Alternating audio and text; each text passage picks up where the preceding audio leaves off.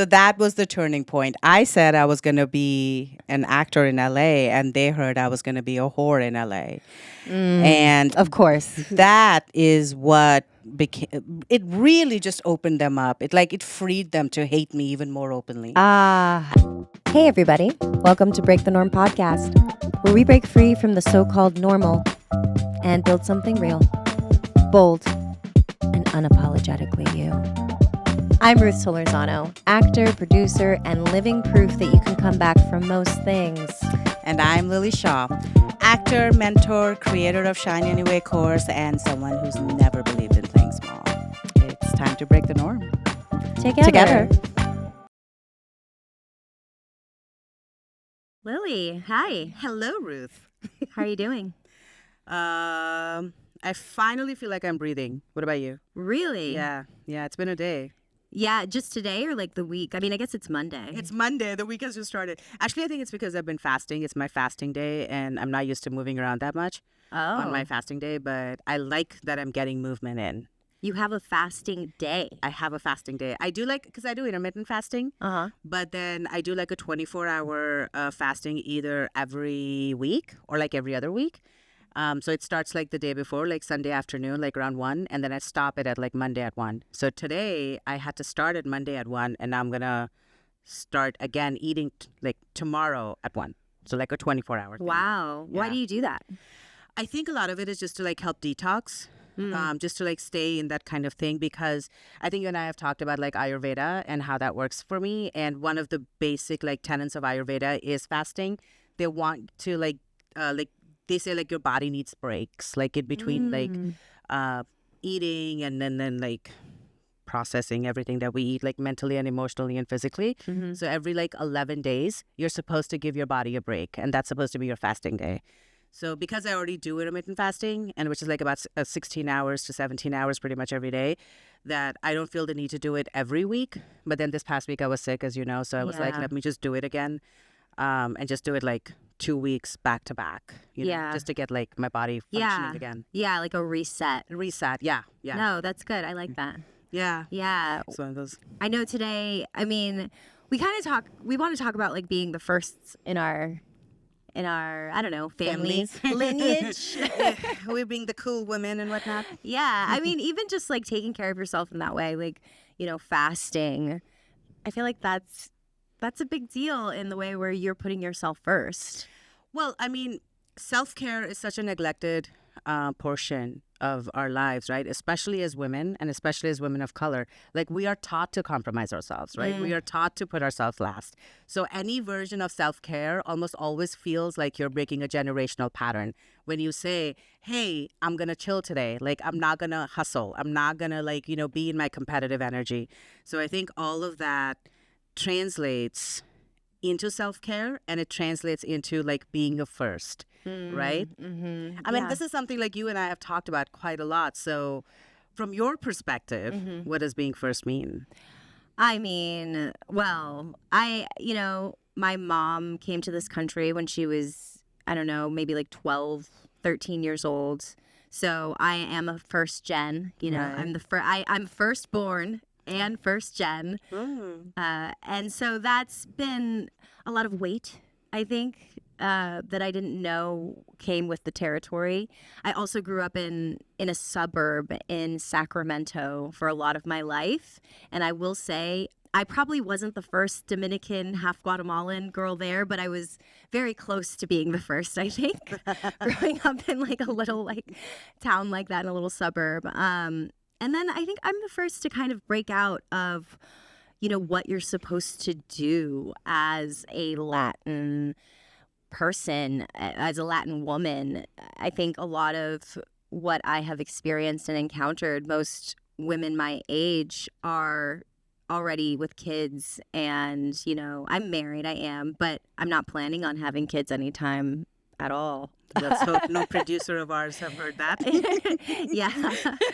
And apparently he's on board. So Yeah, we're good. our producer's my husband, FYI. But, you know, I think being the first to kind of follow my dreams, as cheesy as that may sound, I am one of the first of us to kind of break Oh my God, break the norm. Am I Break the saying norm. the title? Oh my title. God, you got the name I in. said Yay. I'm the first one to break the norm in my family of like, you know what? I'm going to do what I want to do and not what people think I should do. You know, let's talk about this should business. Like, this, I have it's such a trigger point for me, this whole should thing, right? Because like you said, like we get so wrapped up in the idea of what we're supposed to be rather than what we want to be. And I have always wondered like where that comes from. Like, is it really the upbringing? Is it really the brainwashing that happens that because you're a woman or that because you are a woman of color that somehow that means you're subservient? Or is it really like we start internalizing like what the world is teaching us? Like, you know what I mean? Like, where does this should business happen? And it drives me crazy. I mean, it's everywhere, though, because it's not just our family. It's not just the way that we grew up. It's also just in our culture, in the everyday life we live. I mean, you look at advertising and, what do you see? You see like the neutral family where, like you said, brainwashed. I mean, I don't love to use that word, but I'm going to use that word, brainwashed into thinking that, we should be a certain way from the time that we're little, I mean, even like what we're playing with as kids.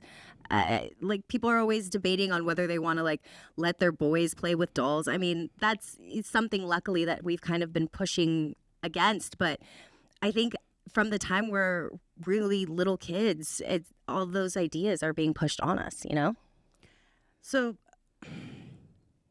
when you say that you were the first, right? Mm-hmm. At what point did you realize that you were going to end up being the first to like be the cheesy person who's going to chase her dreams? Like, I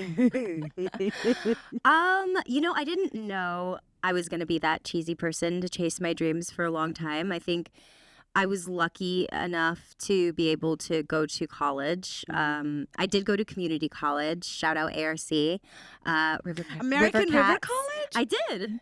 You're kidding That's me. right. Girl, we have too much stuff that's same. In common. Because you grew up in Sacramento too, which is crazy. We didn't find that out until way later. Yeah. I went to American River College and they had a really great theater program. And I remember I was a journalism major at the time and didn't really know what I wanted to do. And okay, I'm going to stop you right there. Uh-oh. If I hadn't been an actor, I would have been a journalist. Oh my God. Journalist. I'm not even kidding. Well, I actually took journalism classes. I took a journalism class too, but it was like antiquated. It wasn't good. But I mean, I don't care. Like it was still like, I was gonna think. I was actually debating. I'm like, do you want to go? Well, this maybe path, that's why we're here. Well, of course that's why. Yeah, I mean, everything about us has been like a chance thing of like, are we really like two different people having the similar experience? Yeah, it's great. I love it. It's been that, yeah. But anyway, so I'm sitting in this courtyard and I see this portable building and it says theater on it, and it was spelled THEARE.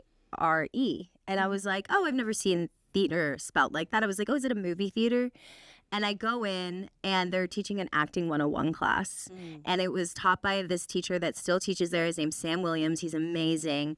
And he's like, come on in. And it was great. And I had such a great experience. And I remember thinking to myself, like, I think I could do this. And, he supported me all the way. And then I just like started just kind of getting involved and making friends and, just growing. And I think just through that experience, through building community, through, getting into a groove of doing something that I really enjoyed and that I felt good in, that's when I started realizing, oh, wait, I don't have to do what maybe everybody else wants me to do. I might be able to just do what I want to do.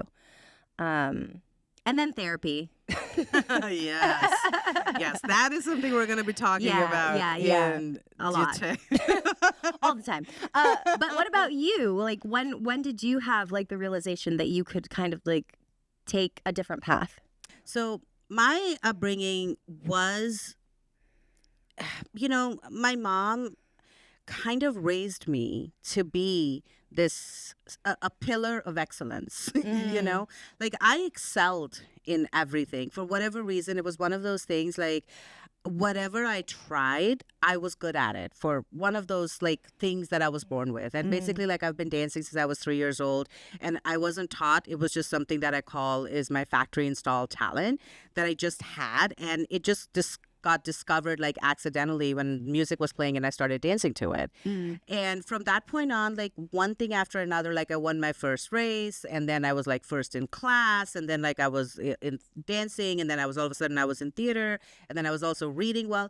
So my life kind of set itself up in a way that I was expected to be first, to be a leader, to excel, to do, perhaps even do what, you know, I have to say, not just my mom, but perhaps even what my dad couldn't really do with their lives. And here's what I will say is that both my parents were the firsts in their lives as well, because they came from nothing and they created a life for themselves. And this is in India.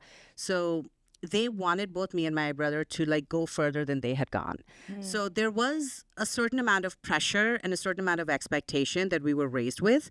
But I think the pressure that you were just talking about, that got built on me just because I was good at things. So they expected me to be good at things. So what I realized and where I think I broke the norm was that in acting, in dancing, in singing a little bit, I realized that those were the few moments of like my day that weren't regimented, where I wasn't expected to be what the adults, the teachers, the authority figures in my life wanted me to be. So I had this, I don't remember how old I was, but I was pretty young when I realized that when I am in that mode, that's when I feel the freest. When I'm dancing, when I'm acting, I used to stand in front of the mirror and say like all these Bollywood dialogues like crazy because I was obsessed. Like I grew up with Hindi films, I grew up with Bollywood films. And, you know, and because I was into dancing, I would literally watch what the actress would be dancing to on the screen. And I would like stand up and start imitating her steps or even his steps, actor's steps also. Like I didn't care. So I didn't even know that you were supposed to care about that. I just would watch people dancing and be like, okay, I like this guy's steps, and I would copy them. I'd be able to do them. And same thing with the actresses. So that internally became a switching point for me. So while I was externally meeting the expectations and even exceeding them, and I have to say that brought with it a whole new level of challenges, by the way. People think, oh, you know, once you excel, people like start treating you better. They don't. That doesn't happen. That's because when you excel, then you have to deal with jealousy, with envy, with, you know your place, which as a woman, you're not allowed to. And in my case, because I was a fat girl, like, how dare you pretend that you can be good at dancing when you're so fat? Or like it would turn off the adults in my life, like watching a fat 8-year-old dance and it offended their sensibilities. So they would tell me like, stop dancing. Like, you know, you're too plump to dance is what one of the so-called person at my dance recital said one time. I was like in 3rd grade, 4th grade. I was like 8. I was like 9. Who says that to a 9-year-old? I mean, unfortunately, a lot of people do. But yes, you know, yeah, it's horrible. Like, so that's kind of like where I was. And so despite the excelling and the opposition, like my love affair with performing kind of grew with me. And the more stressful and difficult my life got, the more I found myself going into the world of performing. So it became like this escape route, for lack of a better phraseology, I guess, you know? And again, because I was good at it, because I was able to adapt to it for whatever reason, I started performing and I started doing well. And this was again in India. I was still a teenager, a young, early teenager. So to make a long story even long, all of that, life happened, things happened, and I was put on a trajectory where it was looking like what I wanted could actually happen. And then my dad passed away, and which led us to come to America. And that was the first time when I dealt with like real limitation, not only in terms of your gender, but also like in terms of your race. So that was the first time I really, really felt blocked by the world. It like no matter, at least when I was in India, no, if I worked hard at something and I succeeded at something, I would get celebrated. That did not happen in America. So this switch kind of like turned off a switch or turned on a switch within me where I realized that for me to get what I want, I was going to have to find my own path. That the world is not going to let me do what I want to do. And my mom, who has been my champion and my supporter, and my brother, who is younger than me, but has always kind of been like a consistent presence in my life, you know, it was the first time I saw that my mom was like unable to successfully like run interference because she got diminished because she's a woman of color and she's, you know, like she had a great job and a great house in India. She didn't have any of that here. So that got in the way. Her accent, her lack of, you know, her inability to speak as fluent in English kind of got in the way. So all of those things combined showed me, and something we'll talk about in detail in coming episodes is my the relationship that I unfortunately had to share with my mom's extended family and the abuse that came from there. But that was also placed in jealousy and envy, and it just became impossible for me to sustain and to live where I was living. Yeah. And that became the catalyst for me to go, it was like perish or die. Like perish or thrive. What's the thing? Perish or thrive? Sure. Right? Like it was like, if I stay here, I will die. And if I go out, they'll hate me. And I think I chose hate over death. Ooh. So just a little bit of TMI. Sometimes you have to choose hate over death, I guess. Jeez. I mean, that's really interesting, though, that when you came out here, it all, you know, changed for you. I mean, that makes a lot of sense. I mean, an immigrant, like, person, like, coming out here and their kids. And, you know, when you say that you had, if you don't mind me asking, you know, at home, how did you feel that you mentioned abuse? How did you feel that all of that kind of like affected your day-to-day life? And like, what was the moment for you where you were like, actually, I don't need this anymore? I think I'm going to have to be a little bit circumspect here because I'm no longer telling just my story. This is also my family's story. Right. So I can't fully go into detail yet about it, but I will say that my own personal moment really just came early on. I mean, it was like, again, because like I said, I was good at things. So I came here and I was, again, good at things. And this time I was doing a lot of public speaking, a lot of like debating, like going to college and like part of the college's intermediate, debate team and speech competition. And I was winning a lot of trophies. And this is something that took me almost 10 years to understand. But what happened right away is that I got isolated. Like I got like othered very quickly without even understanding, without even realizing what was happening to me. I just became the unwanted presence that no one wanted to deal with. And I didn't understand, like, you know, because when you're 18 years old, 17, 18, you don't think about these things. You don't think that your own family is going to try to like get in the way of your success, you know? But that's what happened, and I didn't understand it, and my mom also didn't understand it because we weren't expecting that. It just like it completely blindsided us, you know.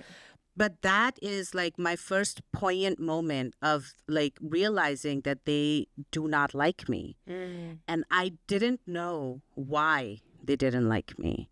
And and just as an example of internalized patriarchy, I thought they didn't like me because I was fat and their kids were thin. I was like, oh, maybe that's the reason they hate me, because I was overweight and their kids were like thin and pretty. And so that's why they hated me, because I was fat. Well, you're pretty. Oh, all right, back at you. That's all I have to say about that. But then like, so, you know, you dealt with this for many years. Right. What was the turning point?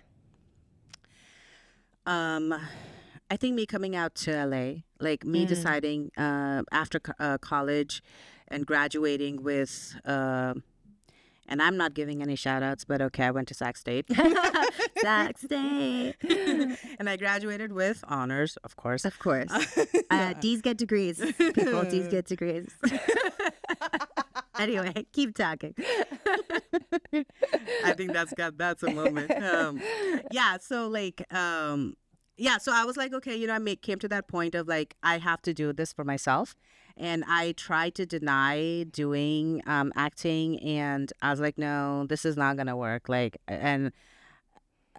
Basically, long story short, I was like, okay, I'm gonna drive out to LA. I'm gonna do this, and that became. Remember when I told you I said actor? They heard whore. Wait, what was that? Actors what? Oh, you said actor. They heard whore. Remember? Right. Yeah. So that was the turning point. I said I was going to be an actor in LA, and they heard I was going to be a whore in LA. And of course, that is what became. It really just opened them up. It freed them to hate me even more openly. It was like. It gave them permission. Of course, not that they needed it. Yeah. But yeah, I said actor, they said whore, and then they treated me like that. And then you left. And then I left. And did you leave by yourself? At first, yes. Yeah. Did you just pack a suitcase? How did you leave? Were you just did you fly out here or did you drive? I literally, a week after my college graduation, I threw my shit in the car and I drove out to LA. Hell yeah. And you've been here how long now? What, 15 years now? 15 years. Yeah. Wow. I feel like I grew up here. And again, you did. And I'll tell you the other thing is the fact that my mom and my brother supported me was also a huge mark against them. And so once I left, they started getting the brunt of you're supposed to disown your daughter. What are you doing supporting her? So they had to deal with that shit too while I left. Wow. Which became one of the reasons why I brought them over here. I was like, so once my brother graduated, I was like, you gotta think about moving to LA. We gotta start putting distance here. And then it took us a long time to convince our mom, but now finally we're all here. And we are no longer in contact. And that's something we can talk about also. Yeah, because, that's so...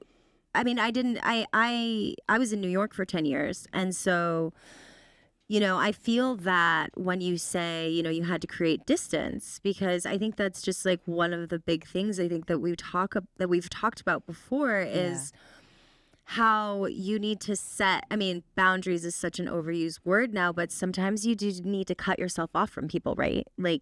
You need to be actually, this right here is not working for me, so I am going to go somewhere else.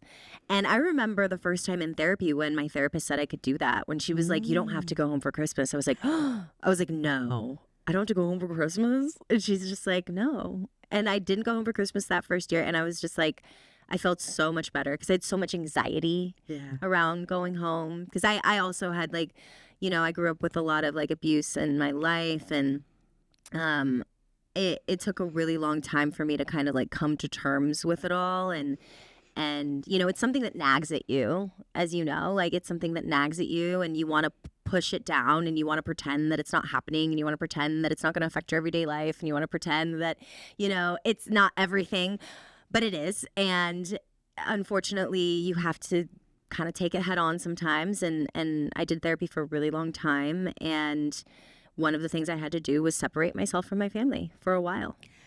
Well, your story, by the way, is also not for the faint of heart. To do what you did, that takes gumption, that takes cojones, and when you told me, I wonder if you're willing to share that right now, because to do what you did, I told my mom this and my family this. I was we both sat there. It's yeah, that's what women need to do, right? That's how you change the story.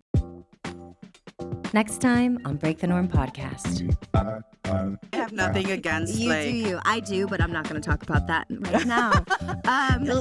Stay tuned. Anyway. Thank you for tuning in today's episode of Break the Norm. We want to give a very special shout out to the team that's making this podcast possible. SCV Studios, our editor, Eileen Hanley. Our producer, music, and sound recording, Hugo Fowler. And before we leave, we ask people to subscribe and leave us a review. We are everywhere you listen to your podcast. And that's it. We'll be back, right? We're done? We'll be back.